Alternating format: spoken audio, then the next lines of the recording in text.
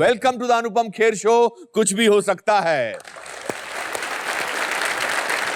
आज जो मेरे दोस्त यहां आए हैं वो एक गॉड गिफ्टेड कलाकार हैं। उनके अभिनय का अपना ही एक अंदाज है। रंगमंच उनके जीवन का एक अहम हिस्सा है जिसकी शिद्दत उनकी अदाकारी में झलकती है। हिंदी फिल्म इंडस्ट्री के सबसे बेहतरीन एक्टर्स में से एक।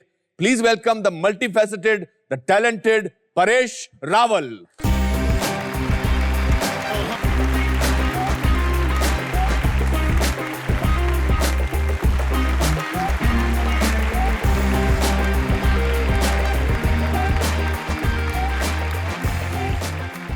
वाह, आपकी इंट्रोडक्शन में मैं मेंबर पार्लियामेंट बोलना भूल गया। बट ये इंटरव्यू तो एक कलाकार का है। बिल्कुल। आपको पता है आपने और मैंने 27 फिल्में साथ की हैं। Not more than that.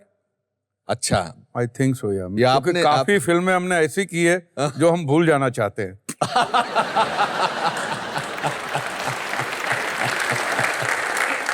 हम शुरुआत आपके बचपन से करेंगे। मैंने सुना है कि you were a very naughty child.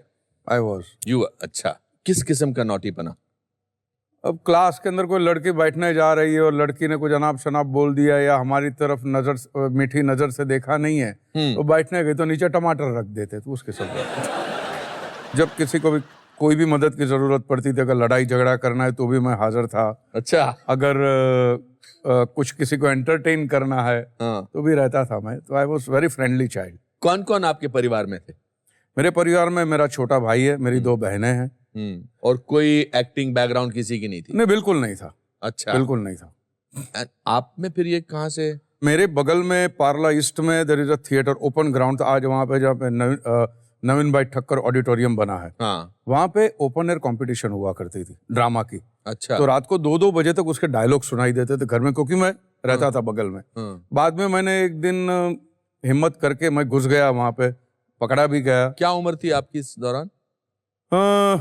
I was 9 years old। My God. या 9 साल का परेश रावल भागता छुपता छुपाता। 2 दिन मैं लगातार पकड़ा गया। अच्छा। हाँ, तो पकड़ा गया तो मैंने भी दादागिरी की, मैंने भी कुछ पत्थर बत्थर उठा के मारने की कोशिश की। अच्छा। तो उनको लगा गुजराती परिवार का आदमी है, पड़ोस में रहता है, फिर क्यों ऐसे, इसलिए नवीन भाई के पास लेके गए। अच्छा। तो उन्होंने कहा कि क्या करते, मैंने बगल में रहते हो, क्या है, मैंने मुझे शौक है तो मैं देखने आया हूँ। तो बोला कल से टाइम पे आ जाना, तेरे को टिकट लेने की जरूरत नहीं। जस्ट सॉ टू इट कि I am interested and then he help me a lot. अच्छा। या तो आपने वो प्लेस देखे उस समय, did that mean anything to you? मुझे ये समझ में आता था कि मुझे आगे चलकर यही करना है। अच्छा। 1970 से तो मैं प्रोफेशनल थिएटर करने लगा था। वाह। I was hardly like 14 or 15 year old। किस चीज का मजा आता था? अंदरूनी क्या सुकून मिलता था? अंदरूनी मुझे ये सुकून मिलता था कि 3 घंटे के लिए ये एरिया मेरा है, मैं इसका राजा हूँ। न मेरी माँ टोकेगी, न मेरा बाप टोकेगा, न मेरा प्रिंसिपल टोकेगा, मुझे कोई टोकेगा नहीं, ये मेरी दुनिया है, इसका मैं राजा हूँ। ये जो फील थी। वाह वाह वाह।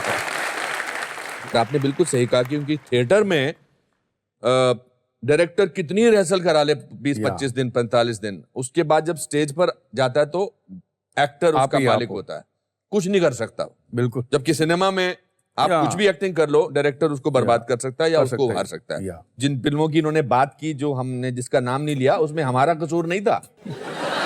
हमने अच्छी एक्टिंग की थी। जिस दौरान आप ये थिएटर कर रहे थे, who were the people जिनको आप देख कर कहते थे यार मुझे ऐसा बनना है? नसीर भाई। नसीर भाई। आप ये समझिए कि जब मुझे पता चला कि कोई 2 एक्टर आए हैं बम्बई में, ओमपुरी और नसीरुद्दीन शाह, तो सुभाष डंगायत जो है हमारे इप्टा के, तो उनके वहाँ they were staying there as a PG. तो सुभाष ने बताया यार परेश कमाल का एक्टर है, तो मतलब चल तो जाके देखते हैं। ये दोनों पार्किंग लॉट में खड़े, हम लोग पीछे से चुपके से देख रहे हैं कि क्या है यार, ये लोग कैसे हैं यार, ये कैसे एक्टिंग करते होंगे। वो जो होता है ना, आप ऑब्जर्व करते हो दूर से, ये कौन सा मसाला लगाते हैं ये लोग यार। और फिर मैं I was kind of following them. और इस दौरान जब आप थिएटर करते थे, आप भाईदास ऑडिटोरियम आपका अड्डा होता था। आज भी वही। इनफैक्ट जब मैं अमेरिका गया था पहली बार, तो मैं एयरपोर्ट पे उतर के सीधा घर नहीं गया था, वहां पे 2 घंटा मैं रहा था पहले। अच्छा। 2 महीने के बाद। हाँ, मैंने बोला यार इनकी वजह से मैं अमेरिका जा सकता हूँ। करेक्ट। ये सब। देन आई रिमेम्बर कि एक मैंने सारांश खत्म की थी अभी हाल ही में, और राहुल रवेल, अर्जुन फिल्म बना रहे थे। या और एक दिन करीम मुरानी जो हमारे दोस्त हैं वो राहुल के पास बैठा था और मैं अपने आप को समझता था कि मतलब मैं तो सारांश वाला एक्टर हूँ। बिल्कुल हैं? तो वो आके बोला क्या यार ये एक्टर कमाल है। तो मैं थोड़ी देर सोचता रहा मेरे बारे में बात कर रहा है। मैंने कहा, अच्छा मैं जानबूझ के इधर उधर देखने लगा। कहता हूँ मगर अरे नहीं राहुल तुझे मिलना पड़ेगा उससे यार। तो मैंने कहा पागल आदमी है, मैं इसके सामने बैठा हूँ, क्यों नहीं कह रहा मिलना पड़ेगा। कहता नहीं he is a fantastic stage actor, उसका नाम परेश रावल है। मैंने कहा ये तो तब मैंने आपकी तारीफ आपके आने से पहले सुन ली थी और हम राजकमल स्टूडियो में राजकमल स्टूडियो आप पहली बार आए थे। या बिल्कुल। और अर्जुन में उस वो रोल करने। बट मैंने सारांश देखने के बाद में मैंने आपको लिंकिंग रोड पे देखा था। हाँ। और कुछ हद तक मैं आपके पीछे पीछे because I wanted to observe कि ये बंदा कैसे कर सकता है सारांश को, is so young and all that. हाय मेरे लिए कितना अच्छा मोमेंट था वो। काश मुझे पता होता कि परेश रावल मेरे पीछे पीछे चल रहा है। मैं और मेरे दोस्त थे थिएटर के। अच्छा हाँ। तो ये तो आपका प्रोफेशनल लाइफ चल रही थी और आप हिंदी मीडियम मतलब गुजराती मीडियम स्कूल से थे। मीडियम। या यहाँ आपकी मुलाकात हुई मिस इंडिया से। या ये मुलाकात कैसे हुई? शंभू मित्रा साहब का फेस्टिवल था ड्रामा का, INT की तरफ से रविंद्र नाट्य मंदिर में 75 में। और मैं और महेंद्र जोशी जा रहे थे बिकॉज INT में हम लोग काम करते थे तो हमको पासेज वगैरह मिले। तो देखा तो एक खूबसूरत लड़की खड़ी हुई वहाँ पे साड़ी वाड़ी पहन के, वो जो INT के सोविनियर दे रही थी। तो मैंने जोशी बोला जोशी ये लड़की मेरी वाइफ होगी। वाह। जोशी बोलते तेरे को पता है पागल है कौन है? हाँ। जहाँ काम करता है वो कंपनी बॉस की बेटी है ये। अच्छा। बच्चू भाई संपट की बेटी जो प्रोड्यूसर थे INT के। हाँ। मतलब किसी की भी बेटी हो किसी की भी बहन हो, ये मेरी वाइफ होगी। तो मुझे लगता है कि ये ऊपर वाले ने बुलवाया होगा, ऐसा मैं समझता हूँ। हाँ। देन बट स्वरूप को फिर आपने how did you sort of make sure कि शी बिकम्स योर नहीं, वाइफ? क्योंकि उसके पहले मैं थोड़ा मेरी जिंदगी में गड़बड़ हो गई तो मेरे पास वो पेशेंस नहीं थी कि let's know each other and let's grow together, वो सब। वो मैंने बोला यार मरते दम तक आदमी एक दूसरे को नहीं जान पहचान सकता है, तो जो बोलना हाँ या ना अभी बोल दो यार। अच्छा। और मुझे तो शादी करनी है। अच्छा। हाँ। फिर मैंने एक दिन प्ले देखने के लिए इनवाइट किया। हाँ। तो एक प्ले मैंने किया था, उसमें गाली गलौच थी काफी। तो जितनी भी लड़कियां INT की आई थी, प्ले खत्म होने के बाद कोई बात करने को तैयार नहीं थी। But after the play she came and she told me very nice play, very nice performance, so real, so believable etcetera. तो बाद में सांस भर के मैंने बोला मुझे बात करनी है। तो क्या मैंने बोला not only I love you but I want to get married to you. एक ही सांस में बोल दिया। हाँ। What did she say? What did she say? अरे अरे अरे मुझे टाइम दो। मैंने टाइम बाइम नहीं, वो टाइम नहीं है। ये वो धीरज नहीं है यार। मैंने वो तो बोला कल शाम तक बताती हूँ। मैंने बोला ठीक है। इस दौरान वो मिस इंडिया बन चुकी थी स्वरूप? तो ये बात मैंने कही थी 76 में। हाँ 77 में 79 में वो मिस इंडिया बनी 5th of May। तब तक वो हाँ कर चुकी थी। हाँ तब तक वहाँ कर चुकी थी। When did you get married to her? 87, 12 साल। 12 साल तक आपका। क्योंकि मैंने सोचा था जब तक मैं कुछ करता नहीं, कमाता धमाता नहीं, तो मैं क्या करूंगा शादी करके। क्रेडिट स्वरूप को भी जाता है। Goes to her. और उसके बाद वो एक बहुत पॉपुलर सीरियल की हीरोइन ये जो है जिंदगी की। और आप स्ट्रगलिंग एक्टर थे काफी। बिल्कुल बिल्कुल। But you were happy with her success? या क्योंकि क्या है कि उसकी खुशी में मेरी खुशी है ना। सीधी बात है। करेक्ट। बड़ा क्लीशे वाला सेंटेंस है ये। सब अच्छे सेंटेंसेस क्लीशे वाले ही बन जाते हैं। पर ऐसे अच्छा मौका है हमारे आज के दूसरे गेस्ट को आमंत्रित करने का। हमारे दूसरे गेस्ट, इनका फिल्मी सफर अपने आप में बहुत फिल्मी है। जब ज्यादातर लोग जिंदगी के हालात से जूझ रहे होते हैं, इन्होंने अपनी जिंदगी की एक नई शुरुआत, या मैं ऐसा कहूं कि जिंदगी की असली शुरुआत की। A man destined to be an actor, please welcome the multi-talented and a wonderful human being, Mr. Baman Irani.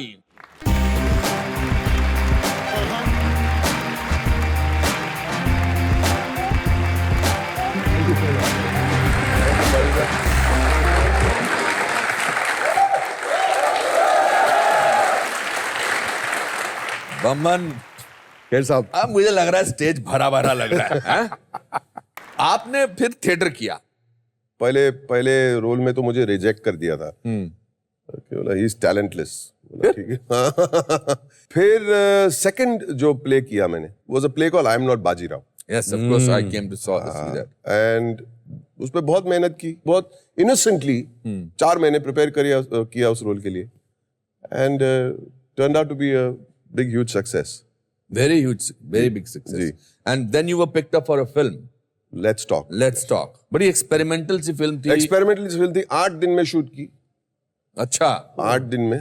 Director को मैंने पूछा कि ये फिल्म कब रिलीज होगी, तो बोला मैं भूल गया बताने के लिए कि ये तो फिल्म कभी रिलीज होने वाली ही नहीं थी. ओह. विदु विनोद चोपड़ा एडिट रूम में उन्होंने कुछ दृश्य देखे और उन्होंने कहा कि ये कौन है, तो बोला एक्टर पारसी है. पारसी है, बुलाओ मेरे पास. He calls me to his office and he gave me a check. वाह. 2 लाख रुपए दिए और बोले किस लिए, कि नेक्स्ट ईयर दिसंबर में वो मेरा महीना है. अच्छा. ऐसा कौन सी फिल्म है, सर मेरे पास फिल्म ही नहीं है. लेकिन जब लोग ये देखेंगे तो आपको ऑफर करेंगे और आप मुझे डेट्स नहीं देंगे, अच्छा. तो मैं आज से ही आपको बुक कर रहा हूँ. वाह. फिर 6 महीने के बाद उनका फोन आया और बोले कि यार मिल गई फिल्म, मिल गई. तो फिल्म का नाम क्या है जी, तो मुन्ना भाई MBBS.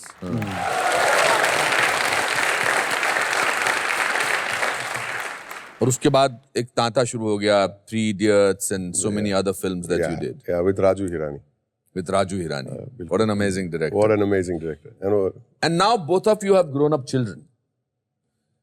आपके तो बच्चे एक्टर बनना चाहते हैं और एक्टर हैं. जी. आपके भी. छोटा वाला is into screen play writing and अच्छा. Play writing. हाँ. बड़ा वाला है इज नाउ असिस्टिंग नसीर भाई, अच्छा. उनके प्रोडक्शन के अंदर है इन्वॉल्व. मतलब रगड़ लो अपने आप को, हमारे पास तो पैसे है ही नहीं कि लॉन्च करें आप. एब्सोल्युटली. उनकी राय आपके बारे में क्या है as an actor? I think they are critical absolutely. and they are very good critics. अच्छा. क्रिटिक्स को अगर सुनना है तो बीवी को सुनना और बच्चे से, because you will get the honest truth. और अच्छे से बोलते, बहुत प्यार से बोलते दोनों बच्चे. My older son is 29, younger son is 26. वैसे मैं लगता हूँ बहुत यंग. Of course. बिल्कुल. आप तो बड़े ही नहीं हुए. Junior has acted, he writing a script, और senior is into production right now. He's working with Karan Johar in Dharma Productions. Danish.